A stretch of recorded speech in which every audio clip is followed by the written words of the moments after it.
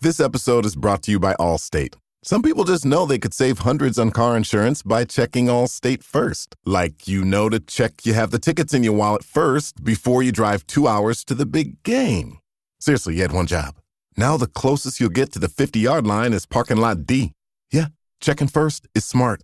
So check Allstate first for a quote that could save you hundreds. You're in good hands with Allstate. Savings vary. Terms apply. Allstate Fire and Casualty Insurance Company and Affiliates. Northbrook, Illinois. Ryan Reynolds here from Mint Mobile. With the price of just about everything going up during inflation, we thought we'd bring our prices down. So to help us, we brought in a reverse auctioneer, which is apparently a thing. Mint Mobile Unlimited Premium Wireless. How to get 30, 30, bit to get 30, bit to get 20, 20, 20, bit to get 20, 20, bit to get 15, 15, 15, 15, just $15 a month? Sold! Give it a try at mintmobile.com/switch. $45 upfront payment equivalent to $15 per month. New customers on first 3-month plan only. Taxes and fees extra. Speed slower above 40 gigabytes. See detail. Good morning, guys, and welcome to the podcast.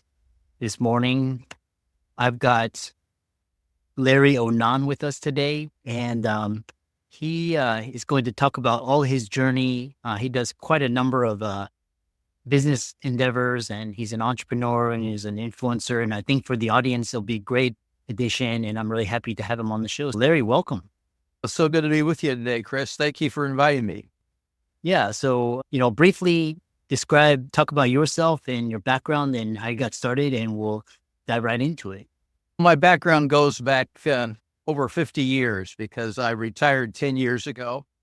But prior to that time, I got into, after graduation from the University of Colorado, where everybody thought I was going to become an English teacher and specialize in theater arts and drama and all the kind of stuff that goes along with high school education. I went into nonprofit work, working with one of the largest Christian nonprofits in the world, and spent 20 years there, thinking I was going to get directly involved in what you might call a core ministry, but I really got involved in leadership. I became a major player in the fund development aspects of what that ministry did, and was very significantly involved in raising over $150 million in about a 10-year period of time. And then spent the following 30 years working with nonprofit organizations, helping them from a major donor level, if you'd call it, helping boards and leadership know how to effectively develop the resources that they need. And then when I retired, I continued to do some coaching. I help a number of nonprofits with governance issues and how they operate their governing system of their boards. I work with a lot of churches in that regard too, helping them change from a very antiquated old paradigm to a new one. And then, of course, I do writing. I'm involved with children's books. So there's all kinds of things. I discovered my life needs to keep right on going. No matter what you're doing, you need to be living it to the fullest.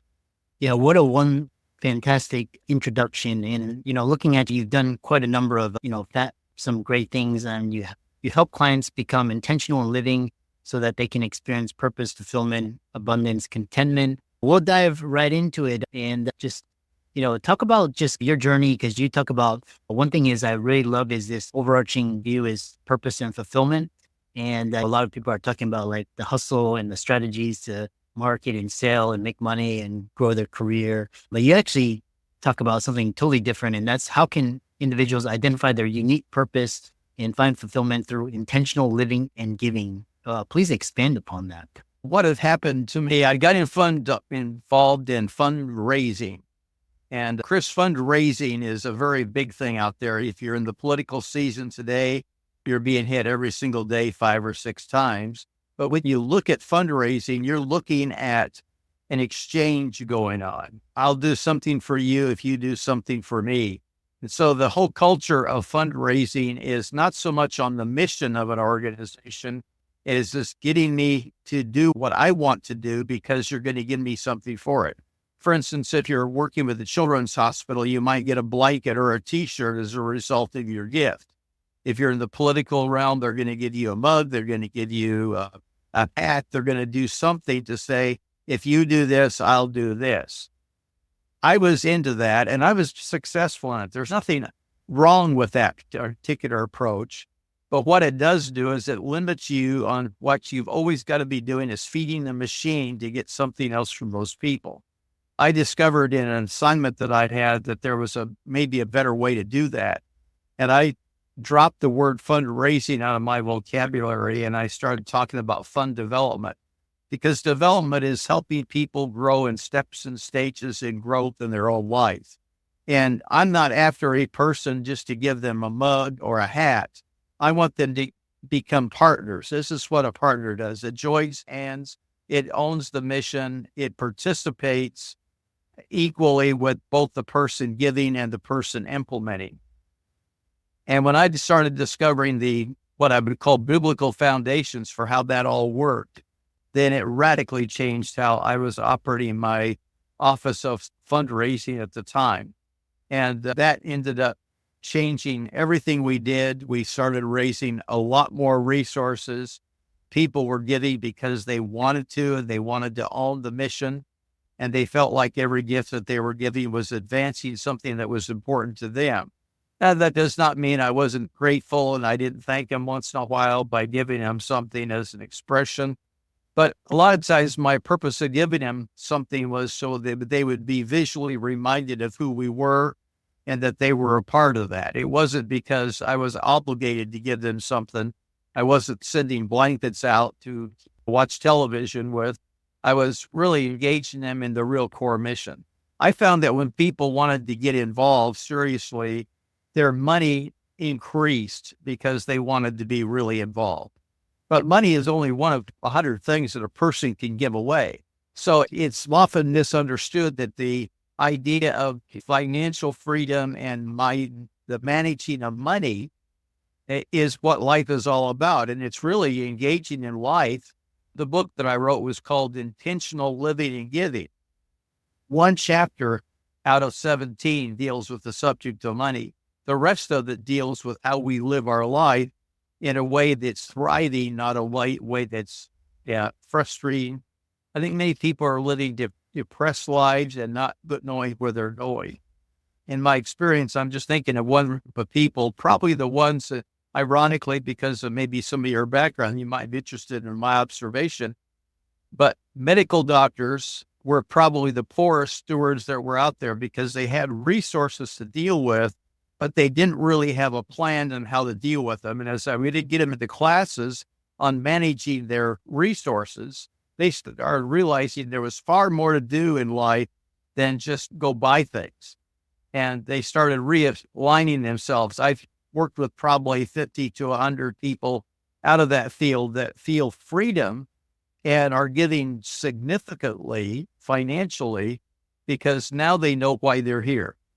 And they really feel like they're on a mission now rather than on just a ping pong ball on the walls, ricocheting off the wall, as one guy used to say. My life was ricocheting off the walls. I didn't know what was going on. He was a governor of one of the states, but he said, my life has been ricocheting before I realized that I could really focus and have purpose. I really enjoyed that response, because one thing that I realized is once you're like focused and once you're very intentional in how you read where you direct your attention and your resources, there's like a whole new level. And I've seen that and I resonate with the doctor cohort because a lot of my clients are doctors. So I know how they think and behave and act. And sometimes their education and training gets in the way to real change. But a lot of the younger doctors now are a lot more open. So moving the conversation forward, I want to go and get experience and wisdom. I talk to individuals such as yourself, and when I want to see the future and where everything's going, I go talk to my nephew and niece. I see what they're doing, and in this world, I'm sure the world is vastly different from when you were growing up, and with just so much uncertainty, doubt, and fear. How do you cope with that? And even at me, as I grow older, I'm like, man, all this change. It's like it takes time to get up to speed and learn this stuff. And how do you deal with that? The last 40 years have been pretty radical because when I grew up, black was black, white was white, was wrong. There were two sexes. Now there's 52 varieties. Everything has shifted. So what was upside is now downside. It's a chaotic little mess we live in. And while we live in a mess that also polarizes each other, that's what's unfortunate about it, is that at one time you could have a discussion and have a different opinion and still be friends. Now, if you have a different opinion, it's almost like you become an enemy of somebody and you can't have more dialogue. I've watched leaders that have really difficulty with their opinions that are so strong that they can't have a meaningful relationship with their family anymore because they're different. They're differing opinions between the family members. And that's a pretty sad way to live. And I would hate to go to Thanksgiving dinner with some of these people because it would be a miserable experience.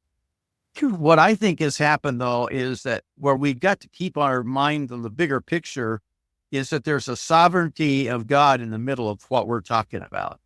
And the sanity comes out of realizing there's a bigger purpose than just getting through another election or getting through another family dinner with somebody you really dislike. I've had people get very upset with relatives because they had an earring in their ear, or they're wearing their hair too long, or they have a goatee now, or whatever the issues may be. And life has got to be really built around more substance than that. So yeah, when I grew up and I was going through my season, I was at the University of Colorado, known as the party school of the nation. At the time I was there, great place to go. Was also known as the Harvard of the Rockies. So it had its two great opinions out there, but there was a real sense of truth that could be discussed and had. And in this day and age, that's almost impossible. I just tell people often, I don't know what's going to happen tomorrow, but I know when I wake up tomorrow, there's going to be another day for me to do something significant and important. I need to be worried about me, not necessarily worried about everything else. So the confidence I got is, let's trust where the real source of power comes from and not be interested just in what, as somebody said on television last night, or a little blurb on a podcast. The soundbite world is creating havoc for people because they're not getting truth from each other anymore. And so it's changed a lot, but the continuity is that there's somebody in charge of this, and the chaos need not be there. And you don't need to be angry with somebody that has a difference of opinion. Can't we just enjoy the fact that we're human beings with viewpoints? And if you understand what stewardship is, that you're in charge of somebody else's stuff, and we're all in charge of and responsible, it starts making a big difference on how you just may have a different opinion than I do, but let's work together on this and let's see where we can find common cause, so to speak. When you need mealtime inspiration, it's worth shopping Kroger for thousands of appetizing ingredients that inspire countless mouth-watering meals. And no matter what tasty choice you make, you'll enjoy our everyday low prices. Plus, extra ways to save, like digital coupons worth over $600 each week and up to $1 off per gallon at the pump with points. So you can get big flavors and big savings. Kroger, fresh for everyone. Fuel restrictions apply. Yeah, and it's like I said, it's not just, the more I thought about it, I thought it was just endemic to the United States, but actually when I travel around, it's prevalent as well, not to the same degree here in the West, and I think it's a function of our the capitalistic and also the media. So moving on is talk about, because you talk about, looks like you're cultivating a lifestyle of generosity, a legacy of impact, and how can people shift from viewing giving as one-time event to embracing it as an integrated lifestyle? When I realized that I'm a steward, the steward, I think, is a word that's misunderstood sometimes. We have different opinions. For instance, if you're on an airplane, you're going to find stewardesses. Stewards and stewardesses are going to be, quote, taking care of you on the airplane. What they're really there for, it has to do with you, is to keep sanity within this machine that's owned by United or Delta or Northwest or Lufthansa or whatever it is. And they're hiring those people to keep passengers calm, cool, and collected. But they're doing it on behalf of the interest of the corporation, not because they just want to be nice to you. A steward is somebody that's in charge of the affairs of somebody else. In other words, the designation, the responsibilities passed on to that individual and they're counting on the steward to keep that plane sane while the pilots are doing their job up front. They're also stewards, but they're stewards of the mechanics of the plane. The people in the back of it are stewards of helping keep people comfortable and keep them from freaking out. When you realize that you're a steward and you own nothing, it makes a great deal of difference to how you approach everything you do in life. And when I started realizing that everything I had belonged, it was on loan to me. It was of trust to me. I need to be wise in how I use that because I'm held responsible for doing a good job. And when I started realizing that, my life started realizing, man, if I could just live life and do a good job with what's been entrusted to me, I don't need to live in confusion. I don't need to live with a sense of what am I going to do next or make impulsive decisions. Those are not necessary because you've got purpose behind what you're doing. And I started helping people realize their purpose for here was bigger than just themselves. And in my experience over the last 30 years, my wife and I have probably run 150 to 200 people through courses on how to be good managers of money, as an example. But it's not about money. It's about their whole life that we're helping them get their act together on. Now, we also teach techniques of how they can get the most out of their money, but that becomes as a result of saying, okay, I've got to manage this well. A steward also is one that is not just giving away something and losing it. They need to be responsible and seeing how it's spent. If I'm going to invest time in my next door neighbor, I want to make sure that his well-being is longer term than just knocking on the door and having a 5-minute visit. So there is a part of me that needs to say everything I do needs to be looking into what I can give to the other person to help him be a thriver rather than a defeater. And it's a lifestyle approach to things we're talking about here. And in my book, I created the coined phrase of the authorized wealth distributor. And that's what I consider myself to be, and what you might be, Chris, is one that is authorized to give away the resources that's been entrusted to you to other people to make their lives better. And so it could be just putting down your phone and looking at somebody and listening with your eyes focused on them, giving them attention that you really care for them. I think it's so sad in our culture. So many people never look at each other. Have you been in, say, restaurants when people aren't talking, but they're texting each other across the table? We've got to the point that we have no real contact with each other than through a device. And life is much more than that. It's people to people, helping people. In my philosophy, it's God to people and then people to people. And if we're all doing that together, we all thrive together. If we're not doing that, somebody is on the short end of the stick and feeling the pain. Somebody is feeling inadequate, but nobody needs to feel that way if you're going to be doing the right job of helping them. Those words were very heartfelt and leaving a legacy. And these smartphones are we're more connected, but we're more disconnected, as Tony Robbins has said, in this epidemic of loneliness and just people afraid to get in the relationship, staying single, not getting married and not having kids. The next question. People are quite miserable as a result of our technology, which we would think would help us become more connected. That was the intention behind it. The next question I have for you is you've lived through significant challenging times in the 70s, you lived through the 90s, especially the 2000s, man, that's just, I lived through the 2000s. I thought that was challenging, but what do you suggest to people how they approach hardships to grow in faith and resilience? I know, especially when it comes to things like the media and politicians and just your inherent sense of trust in how you view leaders, it's just eroded, and just the way I view leaders is just they're corrupt and morally unscrupulous and just greedy. And so how do you grow through all of that? When I was growing up, there was a degree of trust that you had. They would call it the handshake. My dad was of that particular generation. If you shook hands, you believed in each other, that's all it took. When I was in college, one of our presidents was assassinated, John F. Kennedy, and I was in college going to in my studies at the time, and that was a radical change. Later on, Martin Luther King was killed. Of course, his brother was assassinated as well, Kennedy's brother. That shift moved us from trusting one another to being hesitant and almost fearful of one another, because the change in the culture was saying we can't trust anybody out there. It's not even safe today. For instance, when I was growing up, Mom would say, come home for supper and make sure you're home before it was dark. Today, my daughters cannot let their 4-year-old go out a block away from home without wondering what's going on, because of the culture is so dramatically changed. People are fearful because of everything that's going on around them. Now, I realize that we're living in a different time. I've lived through change after change.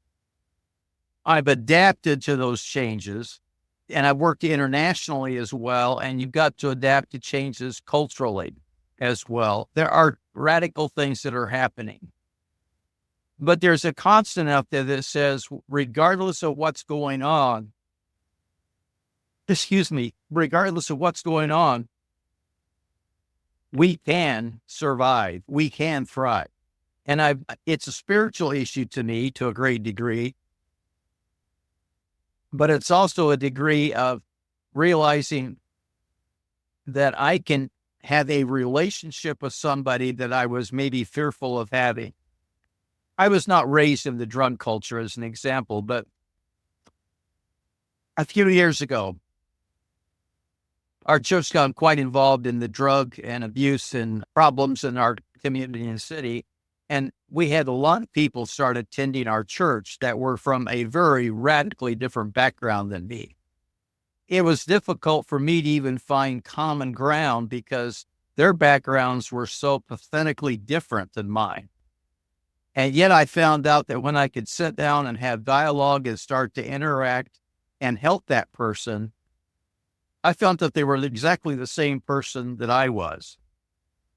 They just made some poor choices at a different time in life than maybe I made. But they weren't different people. They were just living with the consequences of their behavior. And that has made people sometimes very fearful. People hope that their consequences don't live with them. But your consequences of what you do in life are going to impact the rest of your life. It's not because we want them to, but a bad decision is going to create other bad decisions along the way. And so can we help each other eliminate those bad decisions, get over the bumps, recognize there was a bad decision, in a sense, repent from what that did, and realize that now today my health may be poor for the rest of my life because of the way I ate for the first 20 years of my life. I can't repair everything, but I can be, as I become knowledgeable of what I can do, I need to be intentional on making the corrections.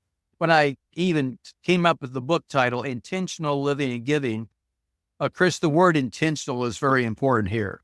The word intentional is saying, I will choose to get up and do something. I will take a step in a direction. I will not just sit soak and sour, because many people are living, they're caught. A number of years ago, a decade ago, my wife got a brain tumor, and she was alive for about 18 months after that brain tumor, and she passed away. Now, some people, when they go through those experiences, they freeze. They cannot get over the loss. And to me, I didn't lose her. She just changed addresses on me. But I had to choose to say, I'm living. She's no longer here. What have I to do with the rest of my life? And how can I have an impact, even though will do it differently without her after 45 years?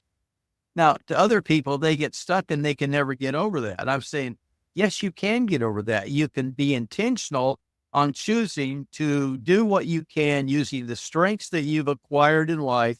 You can make an impact on other people's life. That's a choice. And the choice you make may be difficult to work through, but you can get there. So I want to help people make good choices. I want to help people become intentional. And the living aspect is day to day. The giving aspect is, what do I have in my arsenal, my life, that you as as an individual, Chris, could use and need to help you be better at what you're doing. So there is a sense of my daily life is saying, today I choose to do these things. I went to the doctor this last week and he said, Larry, at 80 years of age, do you ever wake up in the morning feeling depressed and empty and not too sure what the day's all about? And I said, oh, by all means, no, I've got plenty to do every day. And he looked at me quite surprised because he says, what you just said is rare because many people at your age think it's over. I said, oh, no, this is not over. I had to come to see you today because you're on my schedule, so to speak. Those are choices that we make to be intentional. You don't become intentional unless you decide you want to be intentional. But you can end up being in the old bumper cars in the carnival and just be hitting one another back and forth without any sense of direction. And that would be unintentional thinking. And I want people to be intentional. I want to help you become all that you should be. So I see it very important to be intentional and to go for every day. I think I've survived changes of life. Life is full of every day. I thought about writing a book called The Curve, because I think we think the life is a straight line. We go from pillar to post one step at a time. Life is not a straight line. Life is full of curves, and we grow as we hit diversity. Can you accept the diversity and grow from that experience, whether it's a death or being fired from a job or breaking a leg or whatever it is? What can you do to grow from that experience? Because those experiences are going to help you become a better person if you choose to maximize the experience that you had there. We ran over time, but tell people briefly how they can find you and follow you. And I really enjoyed this conversation and keep up. Oh, yes. If they're wanting to get hold of the book, they can go to Intentional Living and Giving. You can buy it in Barnes & Noble. You can buy it at Amazon, Books A Million, any place books are sold. And if you're wanting to connect with me personally, it's just larryonan.com. You can find the book there, other things there. I blog over there periodically. I'm glad to interact with people. I want to help people thrive. So I would love to hear from your audience, hear from people. I would like to see them get a hold of the book and realize there is a way out of their confusion, and it can be a joyful, abundant, intentional life, Chris. So I look forward to that. And keep up the great work. Well, thank you very much, Chris, for inviting me on today. I appreciate that. Have a blessed day.